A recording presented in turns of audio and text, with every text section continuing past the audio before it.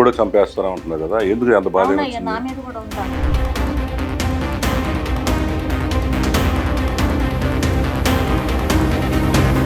పవన్ కళ్యాణ్ గురించి అన్నారు కదా, పవన్ కళ్యాణ్ రౌడీ అని అన్నాడు, నా కొడుకు రౌడీ అయితే ఆడు రౌడీ కదా అన్నాడు కదా.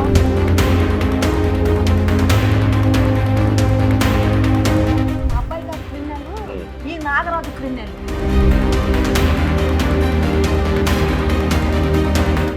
బూడిదిమ్మన్నా అది అలా అందరూ ఏమంటున్నారంటే, మీరు ఏదో డబ్బులు మీకు ఇచ్చారు, 2 కోట్లు ఇచ్చారు, పుకారు వస్తుంది కానీ అది ఎంత ఇచ్చారు మీరు?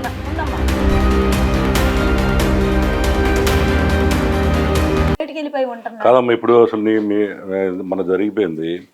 ఇప్పుడు ఇందాక మీరు మాట్లాడారు కదా మధ్యాహ్నం, ఎందుకు మాట్లాడారు, ఎందుకు మీరు నన్ను కూడా చంపేస్తారా ఉంటున్నారు కదా, ఎందుకు అంత బాధ? నా మీద కూడా ఉంది వాళ్ళకి. ఎవరికి ఉంది? ఉండాల్సిన వాళ్ళకి ఉంది, మీకు చెప్పక్కర్లేదు. నేను తెలుసు మీకు అన్ని. నేను ఆ మాట బయటికి చెప్పకూడదు కూడా. నా మీద కూడా ఉంది. నేనే కదా కొడుక్కి తల్లిని. నన్ను కూడా చంపేస్తే వాళ్ళు ఎవరి దగ్గరికి వెళ్ళాల్సిన అవసరం ఉండదు, ఏమీ ఉండదు. పోతే ఇది ఎట్టాగే ఇంకో 2 నెలలు గడుపుతారు, మర్చిపోతారు. కాదమ్మా, ఇప్పుడు అందరు మాకు ఏం చేస్తారంటే, మన టీవీలో బాగా వచ్చింది ఆ రోజున, మమ్మల్ని కొంతమంది డౌట్లు అడుగుతున్నారు ఫోన్ చేసి. ఆ రోజు ముఖ్యమంత్రి గారి దగ్గర నుంచి వచ్చిన మా న్యాయం జరిగిపోయిందని కదా ఆమె, మళ్ళీ వాళ్ళు వచ్చి ఇట్లా ఏడుస్తుంది అని కారణం అడుగుతారు. ఎందుకు జరిగింది? ఇలా నాకు న్యాయం చేశారు అన్నది, నీకు మంచి విచారణ నేర్పిస్తానమ్మా, నీకు న్యాయం చేస్తాను, నేనున్నాను, నన్ను నమ్ము అన్నాడు ఆయన. పెద్ద ఆయన మాట గౌరవం ఇవ్వాలి మనము. ఆయన చేస్తానన్నారు, అలాగే చేసుకుంటూ వచ్చాడు. ఇప్పుడు మరి ఇప్పుడు చేస్తున్నారు, మరి ఇంకా ఎందుకు మళ్ళీ ఎందుకు కొత్తగా మళ్ళీ బాధపడుతున్నావు? ఎందుకు కొత్తగా అంటే ఇక్కడ కొన్ని జరగలేదయ్యా. ఏం జరగలేదు? నాకు కొన్ని పోలీసు వాళ్ళని మొత్తాన్ని అరెస్ట్ చేయలే. ఈ నాగరాజుకి మిగతా పిల్లల్ని తీసుకెళ్లి నువ్వు 3rd డిగ్రీ ఇచ్చి నీ ఇష్టం వచ్చినట్టు చేసావు, నీ బిడ్డ కాదనేగా. అదే చేస్తే ఎందుకు జరగట్లా నాగరాజుకి? ఎందుకు జరగట్లేదయ్యా? పోలీసుడేనే. నాకు అంత బాధ ఉంటదయ్యా, మరి నా కొడుకుని ఏం తప్పు చేశాడని. ఇప్పుడు మీ అబ్బాయి ఆ అమ్మాయిని రేప్ చేశాడా లేదా?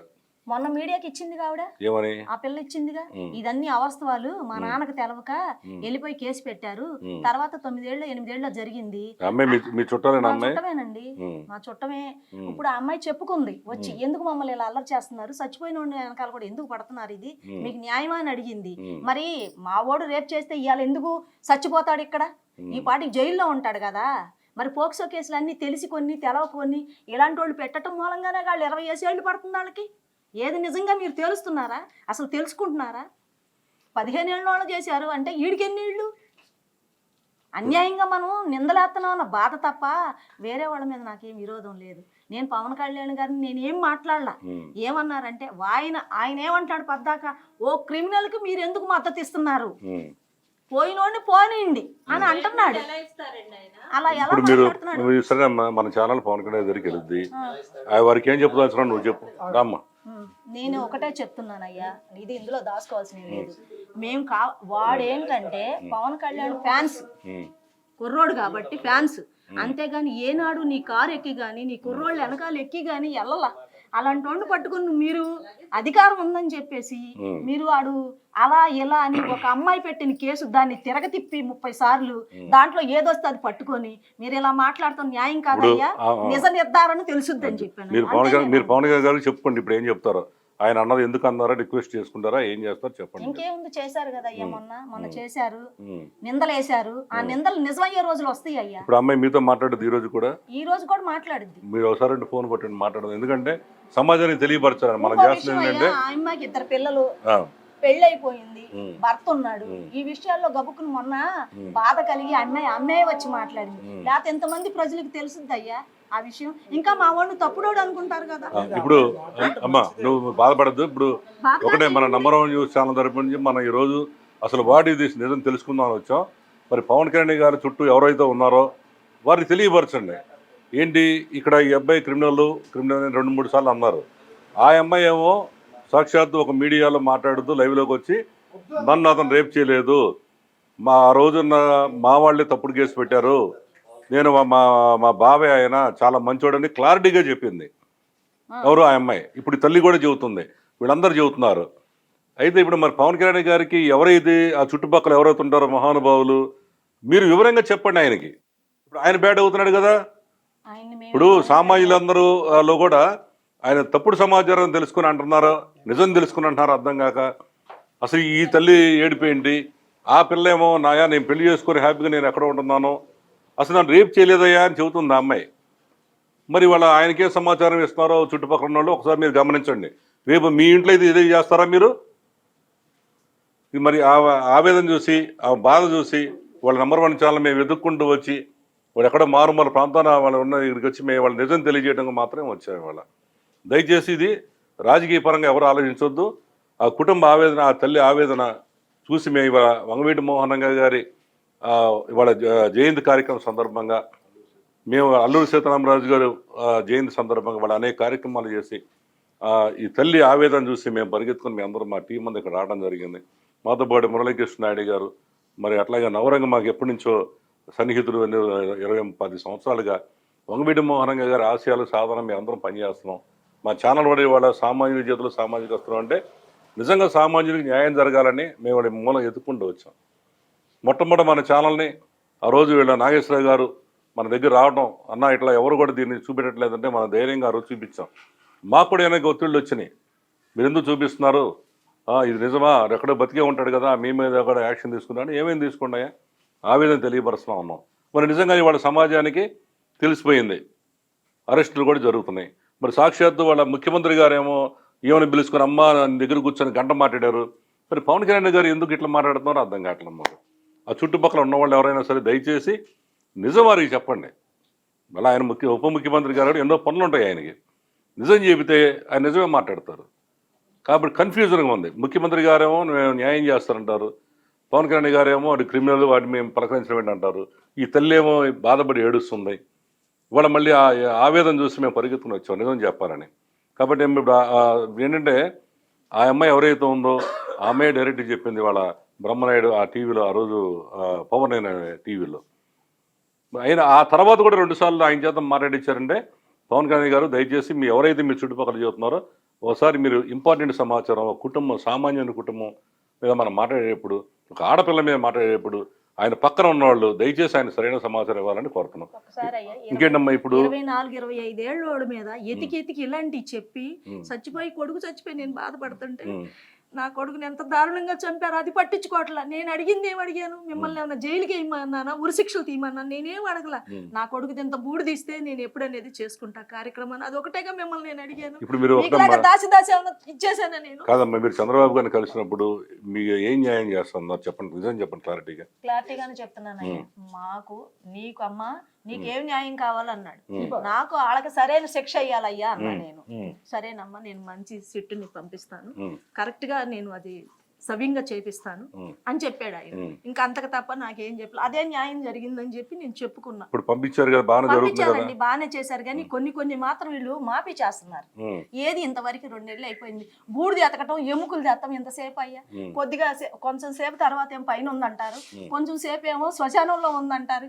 ఇక్కడ ఎంత అల్లాడిపోతున్నానో ఎవరు ఆలకించట్లా, ఏదేదో అంటున్నారు అంటున్నారు నన్ను. ఈ తల్లి పడే బాధ ఏంటంటే మిగతా వాళ్ళకి ఈ బాధ తెలియదు, తల్లి కడుపు కోత కాబట్టి కనీసం నా పిల్లవాడి బూడిదలో అస్థితిలో చూపిస్తే ఆ డేట్ చెబితే దినం చేసుకుంటానని అంటున్నారు. కనీసం ఫోటో పెట్టుకుని దండ వేసుకోవాలన్నా లేదు. బతుకున్నా మేము కూడా వచ్చేప్పుడు పూలమాల తీసుకొచ్చాం, రాగానే ఫోటో అడిగాం. అసలు బతుకున్నాడు చచ్చిపోయి తెలియలేదు, ఎంతవరకు క్లారిటీ లేదు. కాబట్టి ఒకడు ఎక్కడ బతికొస్తాడని ఆశతో కూడా ఎదురు చూస్తుంది ఈ తల్లి. మరి ఇది ఈ విచిత్రమైన పరిస్థితి మన రాష్ట్రం కూడా ఎదురు చూస్తుంది ఈ తల్లి.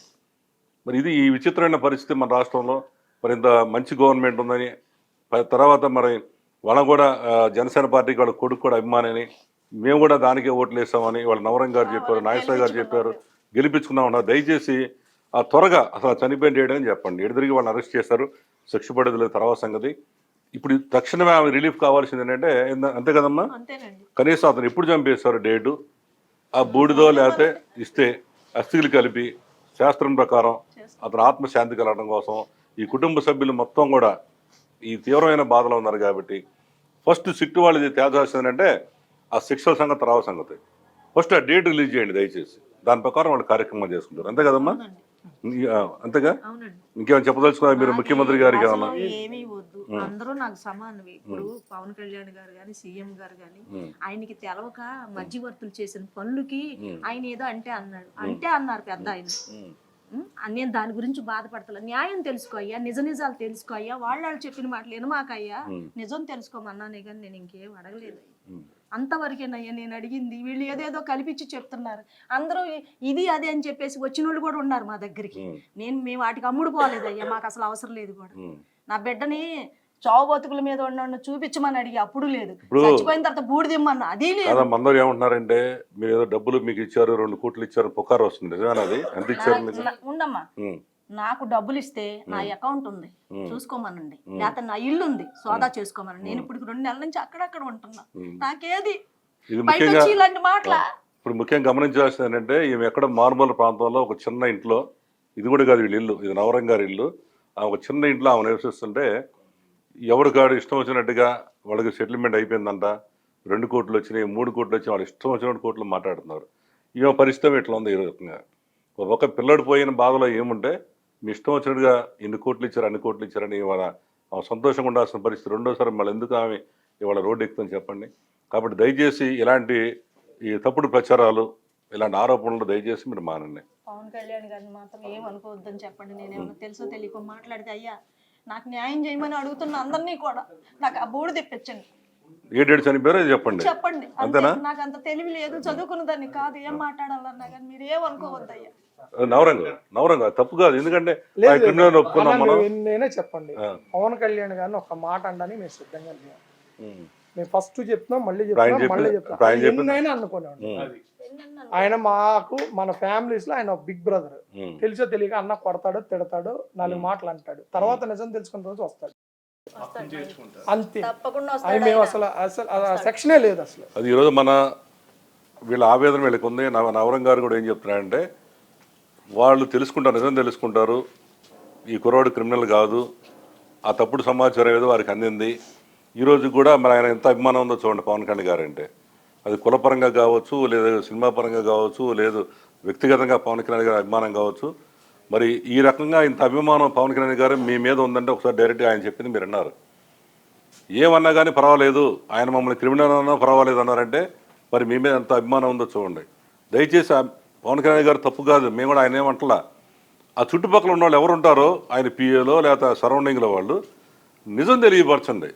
ఇప్పుడు చూడండి ఎంత నిజాయితీగా, మాట కూడా తోలకుండా ఇవాళ అంత ఆవేదన ఉన్నాయి. కానీ సొంత అక్క చెల్లెళ్ళు మాట్లాడుతున్నా వాళ్ళని కూడా ఊరు మూపించేస్తున్నాడు ఆయన అంటే ఎంత అభిమానం ఉందో ఆలోచించండి దయచేసి.